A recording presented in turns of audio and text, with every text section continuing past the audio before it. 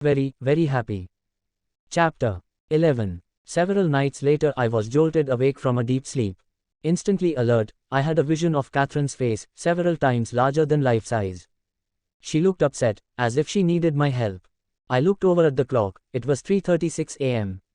There had been no outside noises to awaken me. Carol was sleeping peacefully beside me. I dismissed the incident and fell back to sleep.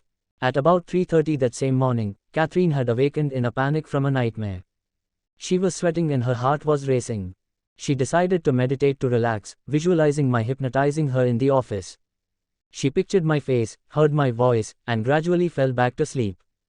Catherine was becoming increasingly psychic, and apparently so was I. I could hear my old psychiatry professors talking about transference and countertransference reactions in therapeutic relationships.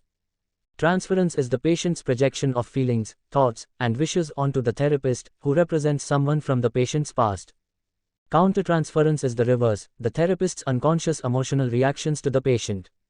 But this 3:30 a.m. communication was neither. This was a telepathic bond along a wavelength outside the normal channels. Somehow the hypnosis was opening up this channel. Or was it the audience, a diverse group of spirits, masters and guardians and others, that was responsible for the new wavelength? I was beyond the point of surprise. In the next session, Catherine quickly reached a deep hypnotic level. She was instantly alarmed. I see a big cloud, it scared me. It was there. She was breathing rapidly. Is it still there? I don't know. It came and went quickly, something up high on a mountain. She remained alarmed, continuing to breathe heavily. I was afraid she was seeing a bomb. Could she look into the future? Can you see the mountain? Is it like a bomb? I don't know. Why did it scare you? It was very sudden. It was just there. It's very smoky, very smoky. It's big. It's off at a distance. Oh. You're safe. Can you get closer to it? I don't want to get closer. She answered sharply. It was rare for her to be so resistant. Why are you so afraid of it? I asked again. I think it's some chemicals or something. It's hard to breathe when you are around it. She was breathing laboriously. Is it like a gas? Is it coming from the mountain itself, like a volcano? I think so. It's like a big mushroom. That's what it looks like, a white one. But not a bomb. It's not an atomic bomb or anything like that. She paused and then continued. It's a some type of volcano or something, I think. It's very scary. It's hard to breathe. There's dust in the air. I don't want to be there. Slowly her breathing returned to the usual deep and even respirations of the hypnotic state. She had left this frightening scene. Is it easier to breathe now? Yes. Good. What are you seeing now? Nothing. Ellipsis. I see a necklace on somebody's neck. It's blue, it's silver and has a blue stone hanging off it, and then littler stones underneath that. Is there anything on the blue stone? No, it's see-through. You can see through it. The lady has black hair and a blue hat on, with a big feather, and the dress is velvet. Do you know the lady? No. Are you there, or are you the lady? I don't know. But you see her. Yes. I'm not the lady. How old is she? In her 40s. But she looks older than what she is. Is she doing anything? No. She's just standing next to the table. There's a perfume bottle on the table. It's white with green flowers on it. There's a brush and a comb with silver handles. I was impressed with her eye for detail. Is it her room, or is it in a store? It's her room. There's a bed in it, with 4 posts on it. It's a brown bed. There's a picture on the table. A picture? Yes, there are no pictures in the room. There are funny, dark curtains. Is anybody else around? No. What relationship does this lady have to you? I serve her. Once again she was a servant. Have you been with her long? No, a few months. Do you like that necklace? Yes. She's very elegant. Have you ever worn the necklace? No. Her short answers required my active steering in order to obtain basic information. She reminded me of my pre-teenage son. How old are you now? Maybe 13, 14. About the same age. Why have you left your family? I inquired. I haven't left them, she corrected me. I just work there. I see. Do you go home to your family after that? Yes. Her answers left little room for exploration. Do they live nearby? Close enough. We are very poor. It is necessary for us to work, to serve. Do you know the lady's name? Belinda. Does she treat you well? Yes. Good. Do you work hard? It's not very tiring. Interviewing teenagers was never easy, even in past lifetimes. It was fortunate that I was well practiced. Good. Are you still seeing her now? No. Where are you now? In another room. There's a table with a black covering on it, and fringe around the bottom. It smells of many herbs, heavy perfume. Does this all belong to your mistress? Does she use a lot of perfume? No, this is another room.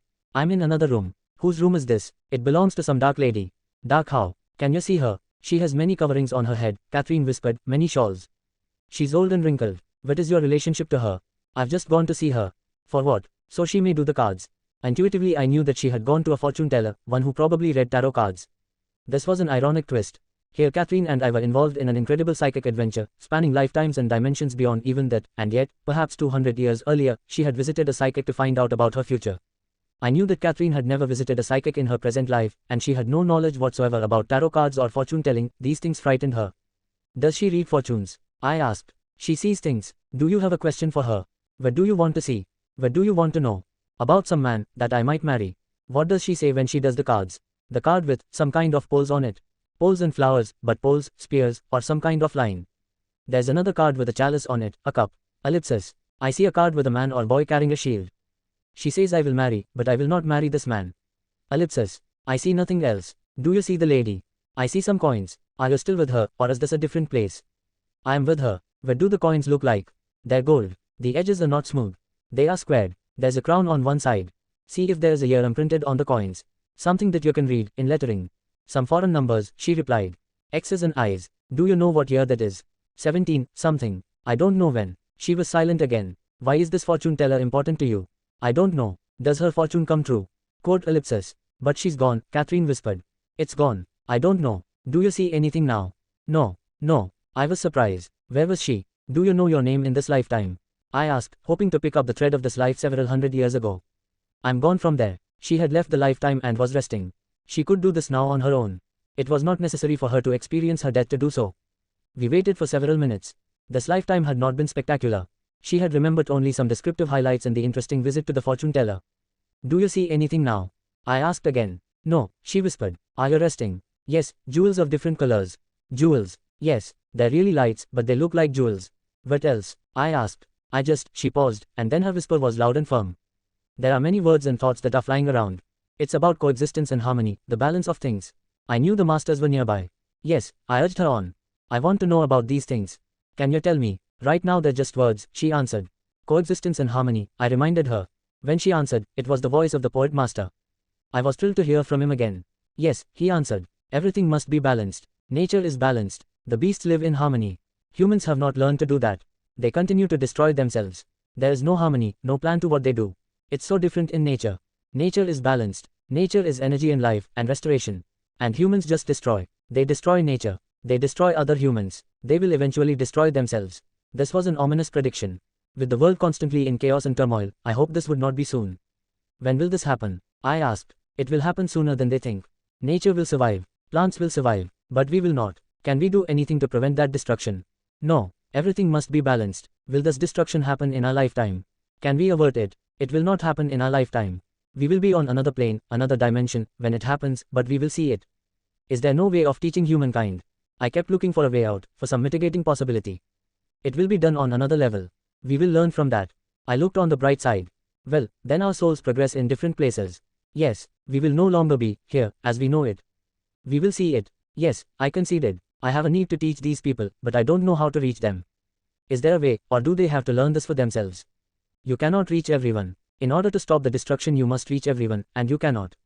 It cannot be stopped. They will learn. When they progress, they will learn. There will be peace, but not here in this dimension. Eventually there will be peace. Yes, on another level. It seems so far away, though, I complained. People seem so petty now, greedy, power-hungry, ambitious. They forget about love and understanding and knowledge. There is much to learn. Yes, can I write anything to help these people? Is there some way? You know the way. We do not have to tell you. It will all be to no avail, for we will all reach the level, and they will see. We are all the same. One is no greater than the next. And all this is just lessons, and punishments. Yes, I agreed. This lesson was a profound one, and I needed time to digest it. Catherine had become silent. We waited, she resting and I pensively absorbed in the dramatic pronouncements of the past hour. Finally, she broke the spell. The jewels are gone, she whispered. The jewels are gone. The lights, they're gone. The voices, too. The words, yes, I see nothing. As she paused, her head began to move from side to side. A spirit is looking at you. Yes, do you recognize the spirit? I'm not sure. I think it might be Edward. Edward had died during the previous year.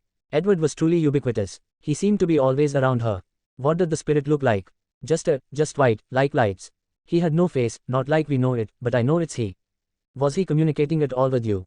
No, he was just watching. Was he listening to what I was saying? Yes, she whispered. But he's gone now. He just wanted to be sure I'm alright. I thought about the popular mythology of the guardian angel.